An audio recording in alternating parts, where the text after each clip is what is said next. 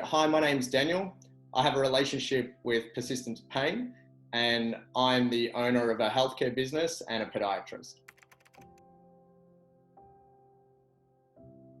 I was a health professional and someone who was very into physical activity. One day, a really good injury really did stop me. I broke 8 bones in my right foot. As a podiatrist, it was a good injury. I probably knew a little bit too much about the injury. So I had 6 weeks in a boot, looking after it, and expected to come out of that boot and just get on with my life. After that 6 weeks, I was walking around for a matter of hours before I refractured. As I recovered from the second fracture and I started getting back to doing the things that I wanted to do again, doing the things that brought me joy, running and exercising again, I'd made a few conscious decisions to push on regardless, ignore pain. And I was experiencing quite a bit of hip pain that was presenting itself that ultimately led to a pretty significant hip injury. The back pain and the hip pain that I was experiencing at the time were basically a constant.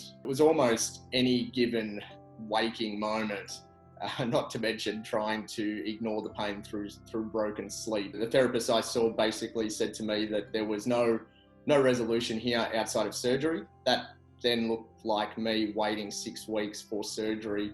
So it was a very, very challenging period in my life.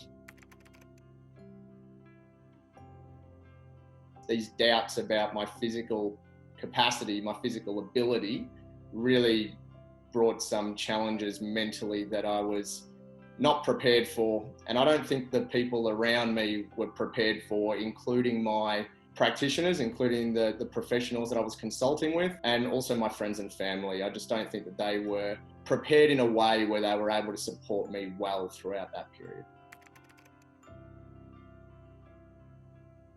To try and treat my chronic pain, I had seen many different practitioners, and I never intended to see the amount of practitioners that I did. At times, I felt unheard. I felt that the practitioner had a different intention from what I was looking for. I also questioned their ability to help me from a technical skills point of view. But most of all, I questioned their ability to just truly understand what my issues were, because it didn't feel like they were moving in the same direction that I wanted to. So I had a really huge turning point when I did go and see a physiotherapist that was able to really get through to me and help me. On reflection, they were everything the other practitioners weren't. It was right from the get-go, and it was the entire experience that made the difference. It became very clear that that practitioner really wanted to learn about me, really wanted to understand the unique intricacies that were going to make a huge difference to me in my recovery. I started to develop a bit of a vision for the future that was promising and exciting. I was walking without aids within 4 weeks. It had taken me 5 months through different practitioners to even get to that point, to even get in that clinic, and very little had changed. So to see that change was just so empowering. It changed me forever. I have learned to assess and listen to my body and to the message of pain every single day. And there are times where I accept and understand that I will experience a bit of pain, but I know it's not the end of the world. There are also times when I do experience pain. If I'm doing something quite physical, I will hear that message of pain from my body, and I will ask my body what it needs. I give my body that compassion and forgiveness that it deserves. It's a hand-in-hand approach where I'm working with my body, not against it.